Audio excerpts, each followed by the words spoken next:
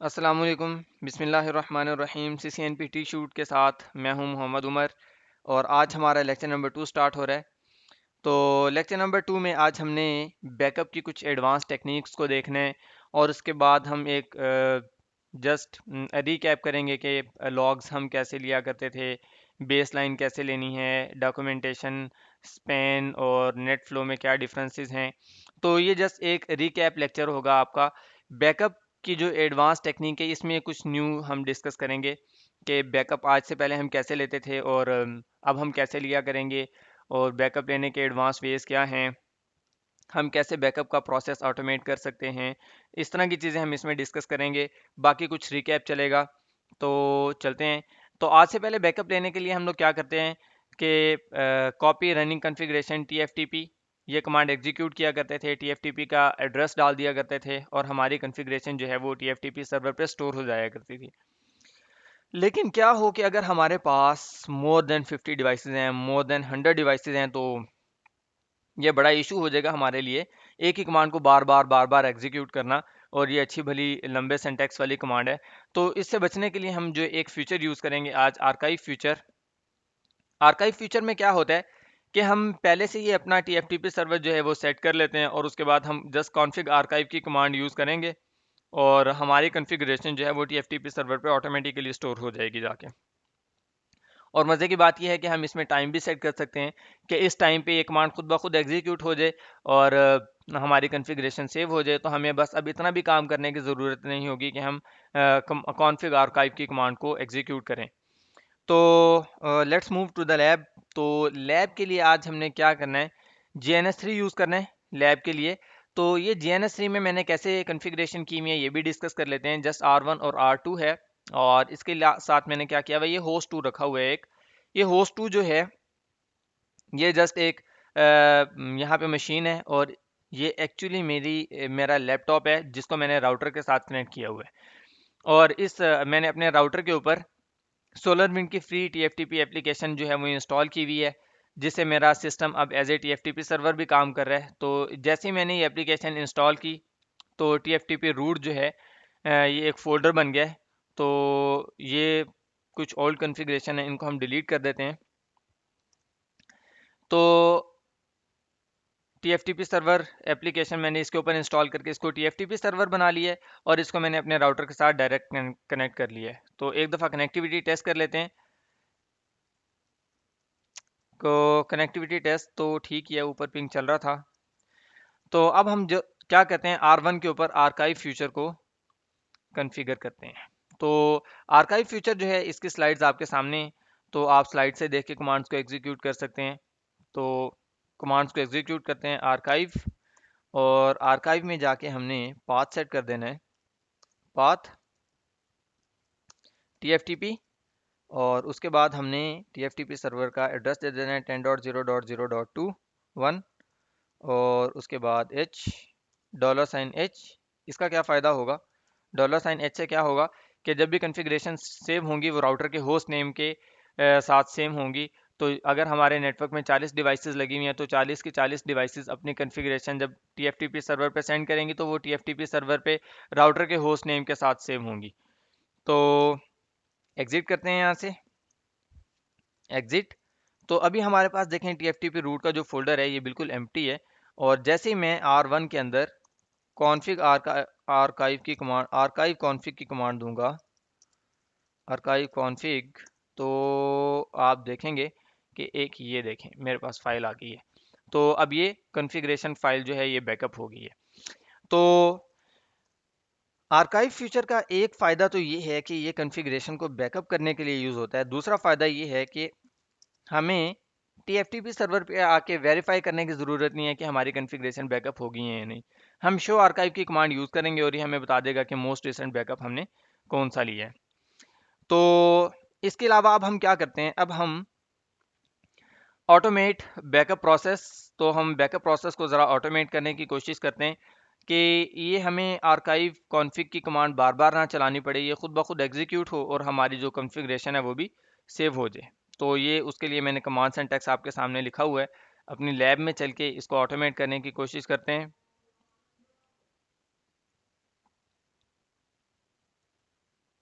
Okay जी, तो हम लोग बैकअप को जो है वो ऑटोमेट करने लगे थे। तो अब हमने क्या करना है, कॉन्फ़िगर टर्मिनल में जाना है और एक क्रॉन कमांड स्केजुलर, ये एक फीचर है, इसको इनेबल करना है, इसको कॉन्फ़िगर करना है, जिसकी वजह से क्या होगा कि एक गिवन टाइम के ऊपर हमारी जो कॉन्फ़िगरेशन है वो खुद ब खुद हमारे टीएफटीपी सर्वर पे स्टोर हो जाया करेंगी।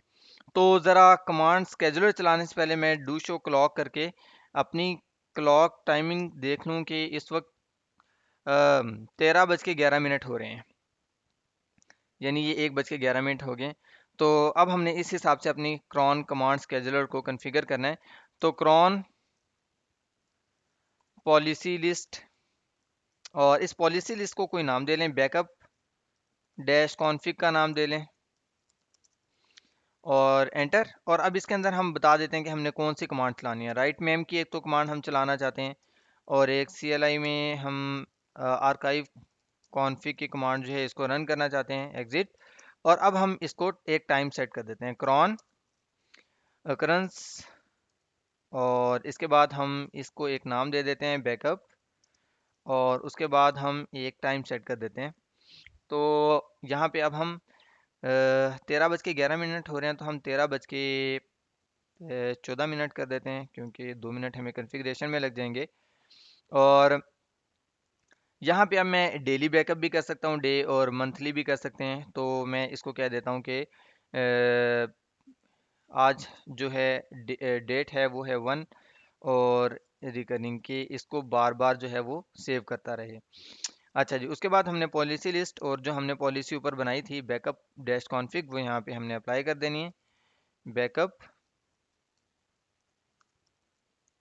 Dash config, enter enter. Okay, तो जैसे ही अब 13:14 होंगे, हमारी कॉन्फ़िगरेशन जो है वो खुद ब खुद TFTP सर्वर पे स्टोर हो जाएगी। डू शो क्लॉक करके देखते हैं क्या टाइम हो रहा है। तो 13 मिनट हो गए हैं, टाइम होने वाला है। तो हम यहाँ पे TFTP रूट के फोल्डर में आ जाते हैं ताकि हमें नज़र आता रहे। डू शो क्लॉक भी करते रहते हैं साथ में। तो 13:13 और 48 हो गए हैं।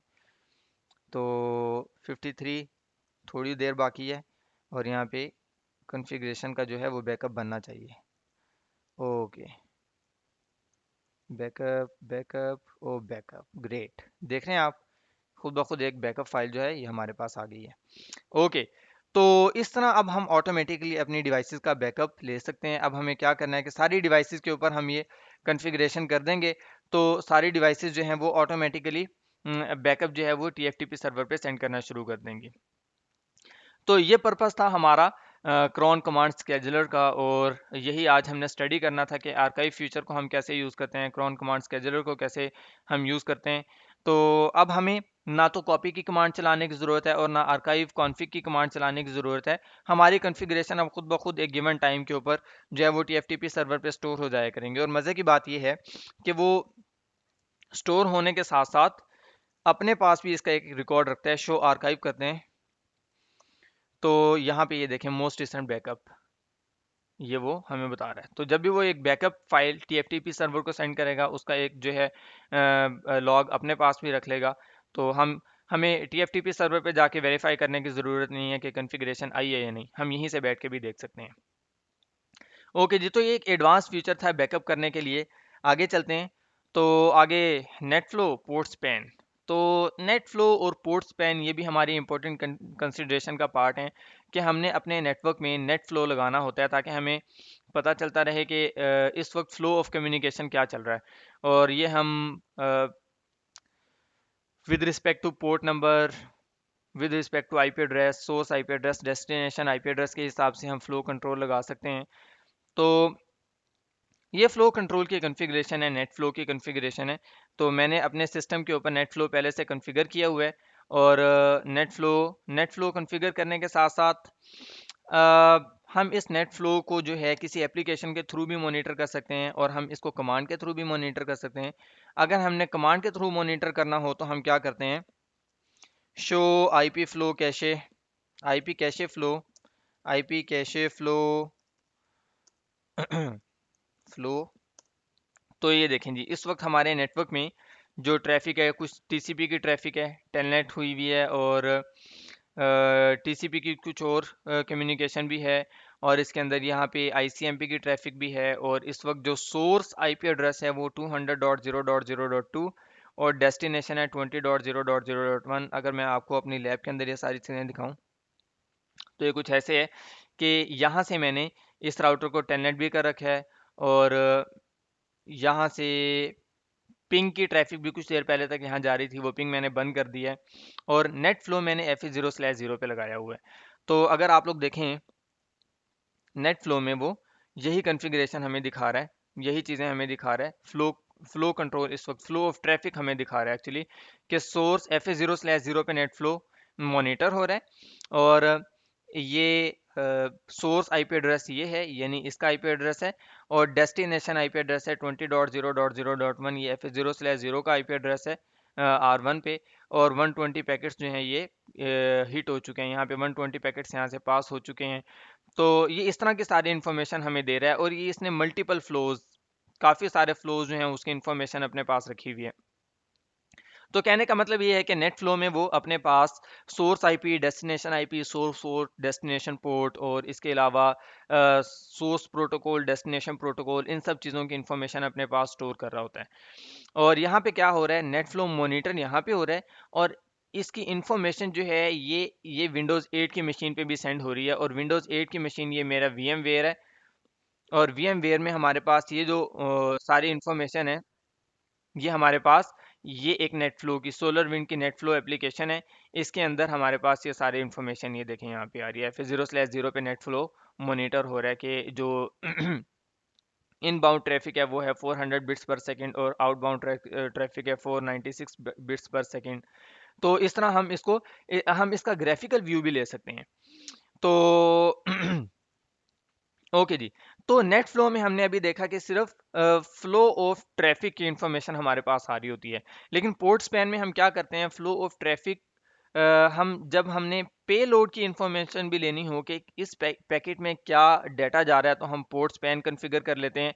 और पोर्ट स्पैन के लिए कि पोर्ट स्पैन का जो हम यानी पैकेट को ओपन करने के लिए हम वायर शार्क यूज़ करते हैं। फॉर एग्जांपल मैं अगर FA1/0 पे पोर्ट स्पैन इनेबल कर देता, और मैं कहता कि FA1/0 से जो भी कम्युनिकेशन जारी है वो मुझे दिखाई जाए, तो यहाँ पे इस सर्वर पे मैंने एक एप्लीकेशन इंस्टॉल कर लेनी थी वायर शार्क।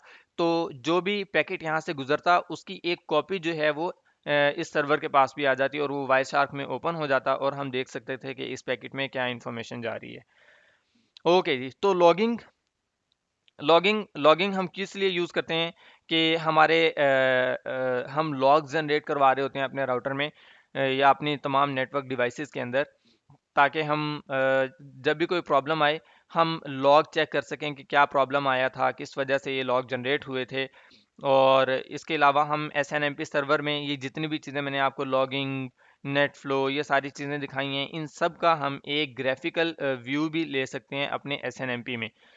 तो ये सब चीज़ें दिखाने के लिए मैंने आप लोगों के लिए सेटअप बनाया हुआ है एक छोटा सा।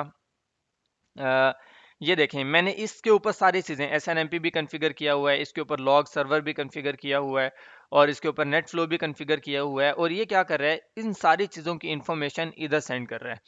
और ये मेरा VMware है, और VMware में विंडोज़ 8 इंस्टॉल है, और विंडोज़ 8 के ऊपर ये सारी एप्लीकेशन देखें, नेट फ्लो की एप्लीकेशन भी है मेरे पास। और इसके अलावा ये मैंने लॉग्स को मेंटेन करने के लिए ये KVSys लॉग सर्वर यूज़ किया हुआ है, और इसके ऊपर ये लॉग्स आ रहे हैं। और इसके अलावा ये SNMP सर्वर है जो कि क्या कर रहा है, ये इस वक्त SNMP में मैंने ज़्यादा इन्फॉर्मेशन नहीं ली, जस्ट CPU लोड की इन्फॉर्मेशन ले रहा हूँ। देखें इस वक्त R1 का जो CPU लोड है वो जस्ट 2% है, और रिस्पॉन्स टाइम है 24 मिली सेकेंड्स। तो हम लोग क्या कर सकते हैं, इसका CPU लोड ज़्यादा भी कर सकते हैं। तो हम क्या करते हैं, R2 से जो है एक दफ़ा एक R2 से हम एक पिंग चलाते हैं कि पिंग करें 10.0.0.2 को। मैं जस्ट R2 की जो है R1 की CPU लोड आपको ज़्यादा करके दिखाना चाह रहा हूँ कि अगर CPU लोड ज़्यादा हो जाए तो क्या होगा। डाटाग्राम साइज़ हम 500 कर देते हैं, और टाइम आउट 2 सेकंड कर देते हैं। नहीं जी, पिंग स्टार्ट हो गया, और हम अपनी फिजिकल मशीन से भी एक पिंग चला देते हैं, पिंग -T। तो आप लोग देखेंगे अब कि इसका सीपीयू लोड जो है R1 का ये ज़्यादा होना शुरू हो जाएगा। 3 हो गए और अभी तक 3 ही है। तो सीपीयू लोड को और ज़्यादा करने के लिए मैं क्या करता हूँ, इसके ऊपर डीबग की कमांड भी चला देता हूँ, डीबग आईपी पैकेट्स। तो ये डीबग आईपी पैकेट करने से ये लें, ये इसने डीबगिंग भी स्टार्ट कर दी है। तो अब देखें इसकी सीपीयू यूटिलाइजेशन थोड़ी देर में और ज़्यादा होना शुरू हो जाएगी। ये देखें 6% हो गया है। और आप लोग नोट करें कि जैसे जैसे सीपीयू यूटिलाइजेशन ज़्यादा होती जा रही है, रिस्पॉन्स टाइम जो है वो भी बढ़ता जा रहा है। तो जैसे जैसे सीपीयू यूटिलाइजेशन ज़्यादा होती जाएगी, रिस्पॉन्स टाइम भी बढ़ता चला जाएगा। तो अ, एक आसान तरीका है ये एसएनएमपी सर्वर में हम सब चीज़ों की, यहाँ पे अब मैं नेट फ्लो भी देखें, नेट फ्लो के लिए मैंने अलग एप्लीकेशन इंस्टॉल की हुई है और सीपीयू यूटिलाइजेशन के लिए अलग एप्लीकेशन इंस्टॉल की हुई है, लॉग्स के लिए अलग एप्लीकेशन इंस्टॉल की हुई है। तो जो चीज़ें हम कमांड से करवाते हैं ना, हम उनको एप्लीकेशंस में उनका ग्राफिकल व्यू लेना शुरू कर देते हैं कि बार बार जो इन्फॉर्मेशन हमने 10 कमांड्स को एग्जीक्यूट करके लेनी है वो हम जस्ट एक एप्लीकेशन पे ले लेते हैं और एक व्यू में। तो हमारे लिए सारी चीज़ें जो है वो बहुत आसान हो जाती हैं।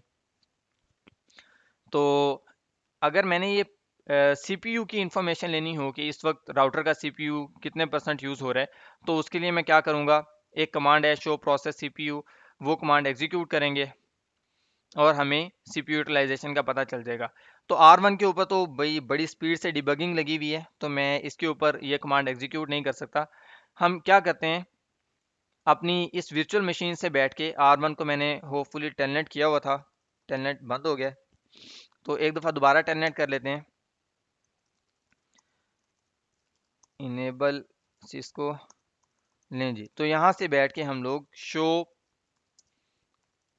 प्रोसेस सीपीयू की कमांड एग्जीक्यूट करेंगे। तो ये देखें, ये मुझे तमाम, ये देखें लोड मीटर बता रहा है कि इतनी सीपीयू यूटिलाइजेशन हो गई है, इस प्रोसेस ने ली हुई है एग्जीक्यूशन में, कोई इतनी सीपीयू यूटिलाइजेशन हो गई है।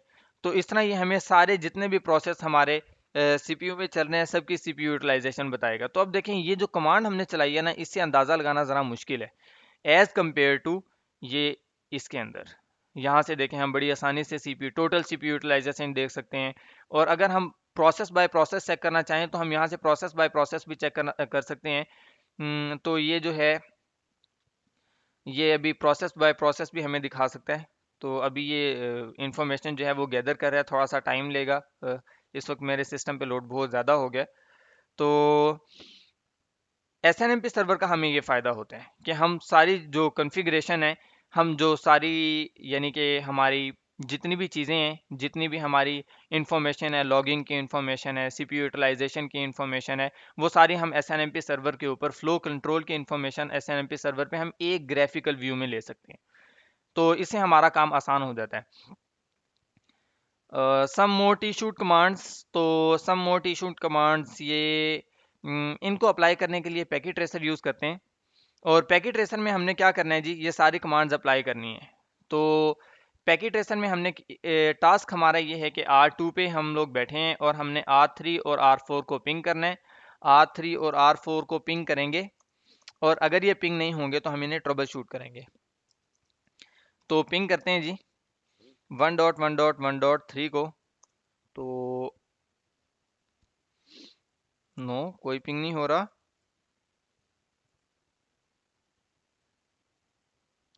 अगर मैं इस पिंग को ज़बरदस्ती रोकना चाहूँगा तो मेरी रिकॉर्डिंग ख़राब हो जाएगी, तो इसलिए हम इस पिंग को रोकते ही नहीं है जनाब।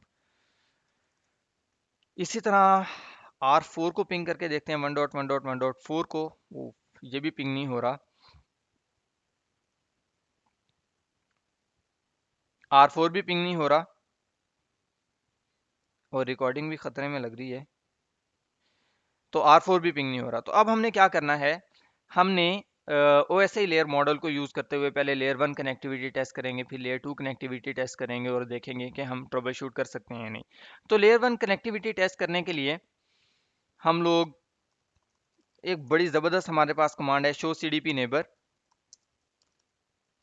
ये देखें, ये दिखा रहा है स्विच पे बैठ के मैंने शो CDP नेबर की कमांड दिखाई है और वो दिखा रहा है कि मेरे 3 नेबर्स हैं, FA0/3, 4 और 2 पे कनेक्टेड है मेरे साथ और तीनों राउटर हैं। इसका मतलब है कि लेयर 1 कनेक्टिविटी है, केबल बिल्कुल ठीक है, एग्जैक्ट लगी हुई है, लेकिन मसला क्या है, कोई और मसला है। तो अगर हमने और टेस्ट करना हो तो हम एक दफ़ा इसका इंटरफेस देख लेते हैं, शो इंटरफेस G0/0। ये इस वक्त हमारे पास सारे G0/0 इंटरफेसेस हैं राउटर के। तो इंटरफेस G0/0, तो राउटर 2 पे interface G0/0 gigabit 0/0 is up, line protocol is connected. तो ये बिल्कुल ओके है, यहाँ पे हमें कोई इशू नहीं है। इशू अब कहाँ हो सकता है, पहले हम R3 को चेक कर लेते हैं। R3 पे जाके इनेबल शो CDP इनेबल करते हैं एक दफ़ा। तो ये देखें, ये बता रहा है कि मेरे एक लिंक है और उसी पे मेरे साथ स्विच कनेक्टेड है, इसका मतलब है कि इसका केबल ठीक लगी हुई है। शो इंटरफेस FA0/1 करते हैं, इंटरफेस G0/0, और यहाँ पे हमें पता चल रहा है भाई कि लाइन प्रोटोकॉल इज अप और कनेक्टेड, IP एड्रेस भी मिला हुआ है। और फिर क्या मसला है, तो अब हम ले टू कनेक्टिविटी चेक करने के लिए हम लोग ज़रा शो वीलैन कर लेते हैं, क्योंकि डिफरेंट वीलैन में होंगे तब भी काम नहीं करेंगे। शो वीलैन हमने किया, तो शो वीलैन में FA0/3, यानी कि ये जो है FA0/3 ये वीलैन 2 का पार्ट है। तो हमने क्या करना है, इसको वीलैन 1 में लेके जाना है। कॉन्फ़िगर टर्मिनल, बैटरी डाउन होने लगी है तो मैं जस्ट वीडियो को, ओके जी, वेलकम बैक। चार्जिंग ख़त्म होने वाली थी तो मैंने अपने लैपटॉप को अभी चार्जिंग पे लगाया है। वैसे हमारी थोड़ी देर में इंशाल्लाह लेक्चर एंड करते हैं इसको। तो इस वक्त हम क्या कर रहे थे, R1 और R2 से बैठ के हमने R3 और R4 को पिंग किया था, पिंग नहीं हुए। R1 R2 के ऊपर हमने लेयर 1 और लेयर 2 को टेस्ट किया, दोनों चीज़ें ठीक हैं। R3 के ऊपर IP एड्रेस भी है और इसकी केबल भी ठीक लगी हुई है, लेकिन फिर भी प्रॉब्लम है। तो प्रॉब्लम क्या हो सकता है जनाब, हम स्विच के अंदर आके चेक कर लेते हैं। और स्विच के अंदर आके हमने चेक किया तो हमें पता चला कि FA0/3 जो है ये एक डिफरेंट वीलैन में है, जिसकी वजह से काम नहीं कर रहा ये। तो हम क्या करते हैं, इंटरफेस FA0/3 पे जाके इसको हम वीलैन 1 का पार्ट बनाते हैं। Switch port access VLAN 1। और अब अगर हम पिंग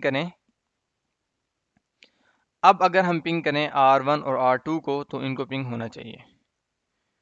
तो 1.1.1.3 और इट्स पिंगिंग, ग्रेट। ओके जी, तो अब R2 से R4 को पिंग करके देखते हैं, स्टिल नॉट पिंगिंग। और अब अगर मैंने ज़बरदस्ती इस पिंग को बंद करने की कोशिश की तो वीडियो ख़राब हो जाएगी। तो इसलिए R4 पे आके हम पहले इसका लेयर 1 टेस्ट कर लेते हैं। डू शो CDP नेबर, तो ये देखें CDP नेबर कनेक्टेड है। डू शो इंटरफेस G0/0, तो हमें पता चला कि G0/0 is up, line protocol is connected, और इसके पास IP एड्रेस नहीं है। Do show IP interface brief, IP address ही नहीं है। तो इंटरफेस G0/0 पे चलते हैं और यहाँ जाके हम एक IP एड्रेस दे देते हैं इसे 1.1.1.4 255.0.0.0। नो शट करने की ज़रूरत नहीं थी, हस्ब मामूल हस्ब आदत हो गया, एग्ज़िट। तो अब अगर हम यहाँ से पिंग करें 1.1.1.2 को, तो पिंग होना चाहिए। ओ ग्रेट, तो पिंग हो गया। तो अब अगर यहाँ से 1.1.1.3 को पिंग करें तो वो पिंग वो भी होना चाहिए, ग्रेट। तो ये हमने जस्ट क्या करना है, जस्ट हमने लेयर 1 और लेयर 2 टेस्ट करना है, फिर हम लेयर 3 पे मूव करेंगे। और लेयर 1 और लेयर 2 टेस्ट करने के लिए हमने जस्ट क्या किया है कि शो CDP नेबर करेंगे तो हमें पता चल जाएगा कि हमारी केबल्स बिल्कुल ठीक लगी हुई हैं और हम कनेक्टेड भी हैं। और शो CDP नेबर जो है ये सिस्को प्रोप्राइटरी प्रोटोकॉल है, जो कि ये बताता है कि इस वक्त इस डिवाइस के साथ कितनी और सिस्को की डिवाइसेस अटैच हैं। तो लेकिन ये सिर्फ सिस्को की डिवाइसेस पे काम करेगा। LLDP एक प्रोटोकॉल है, ये नॉन सिस्को पे भी काम करेगा। तो उसके बाद हमने शो इंटरफेस G0/0 करके देख लेना है कि अगर तो लाइन प्रोटोकॉल भी अप है और इंटरफेस स्टेटस भी अप है, तो इसका मतलब है कि लेयर 2 और लेयर 3 कनेक्टिविटी भी बिल्कुल ठीक है। आईपी एड्रेस हमने चेक कर लेना है शो आईपी इंटरफेस ब्रीफ करके।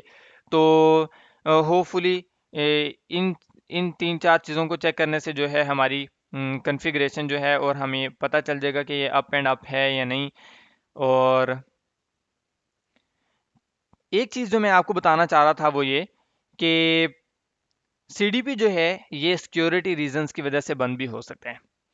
तो उसमें हम क्या कर लेंगे, अगर ये बंद हो तो हम लोग फिर पिंग की कमांड से ही हमें गुजारा चलाना पड़ेगा। शो इंटरफेस FA0/0 या G0/ शो की कमांड से ही गुजारा चलाना पड़ेगा। अक्सर औकात यही होता है कि ये सीडीपी की जो फैसिलिटी होती है ये अवेलेबल नहीं होती, क्योंकि ये एक सिक्योरिटी फ्लॉ है। अगर हैकर कंप्रोमाइज़ कर ले तो वो एक डिवाइस से बैठ के काफ़ी सारी डिवाइसेस के आगे इंफॉर्मेशन ले सकता है। तो इसलिए सीडीपी की जो है वो अक्सर औकात जो है ये सीडीपी का फीचर हमारे पास डिसेबल होता है। तो पिंग ट्रेस राउट हम लोग क्या कर लेते हैं, हम देख लेते हैं कि अगर हमारे पास ज़्यादा सारे राउटर्स हैं, फॉर एग्जांपल हम अपनी GNS3 वाली लैब में चलते हैं। ये तो अब मैं यहाँ से चेक करना चाहता हूँ कि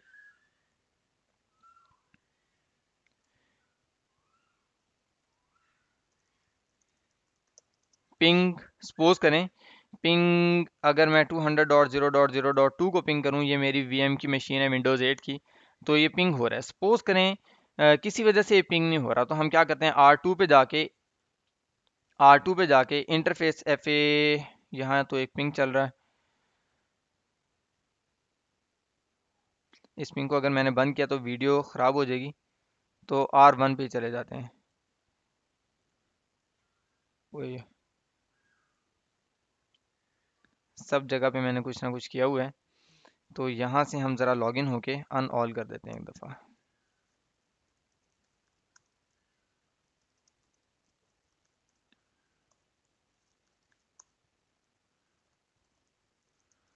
अनडीबग ऑल, अनडीबग ऑल, तो हमने उसको बंद कर दिया। तो हम इंटरफेस FA0/0 को शट डाउन भी कर सकते हैं। कॉन्फ़िगर टर्मिनल इंटरफेस FA0/0 और इसको हम शट भी कर देते हैं, शट। ओके, तो अब ज़रा पिंग करके देखते हैं 200.0.0.2 डेस्टिनेशन अनरीचेबल, और हमें रिप्लाई कहाँ से आ रहा है, 10.0.0.2 से रिप्लाई आ रहा है यहाँ से। इसका मतलब है कि ट्रैफिक यहाँ से आगे नहीं जा रही है। तो एक दफ़ा वेरीफाई करने के लिए अब हम क्या कर लेते हैं, ट्रेसर्ट ट्रेसर्ट 200.0.0.2 लें जी। ये ट्रेसर्ट हमें क्या बताएगा, नोड बाय नोड बताएगा कि किस नोड पे जाके इशू आ रहा है। तो इस वक्त हमें पता चल जाएगा कि 10.0.0.2 एक्सेसिबल है। इसके बाद ओ इसके बाद डेस्टिनेशन होस्ट अनरीचेबल, इसका मतलब है कि हमारी ट्रैफिक मिनिमम यहाँ तक आती है। तो हम क्या कर लेते हैं, अब हम पिंग करके चेक करेंगे बारी बारी। पिंग करके हम चेक कर लेते हैं कि 10.0.0.2 तक हम जा सकते हैं, यस हम जा सकते हैं। फिर हम पिंग करके चेक कर लेंगे कि ये FA0/0 जो है इसका IP एड्रेस है 20.0.0.1, इसको चेक कर लेते हैं। ओके, डेस्टिनेशन होस्ट अनरीचेबल, तो यहाँ तक अब हम नहीं जा सकते। अब हमें क्या करना है, आर वन का FA0/0 है, इसको हमने चेक करना है। तो हम VM पे जाके ही चेक करेंगे, क्योंकि और मज़े की बात ये है। ओके जी, तो शो इंटरफेस FA0/0 कर लेते हैं, शो इंटरफेस FA0/0। तो हमें पता चला कि ये एडमिनिस्ट्रेटिवली डाउन है। ओ, तो हम इसको क्या कर लेते हैं, अब एक दफ़ा इसको कॉन्फ़िगर टर्मिनल इंटरफेस FA0/0 को नो शट कर लेते हैं। तो अब जब हम यहाँ से ट्रेस राउट की कमांड चलाएंगे तो ये बिल्कुल ट्रेस आउट होना चाहिए।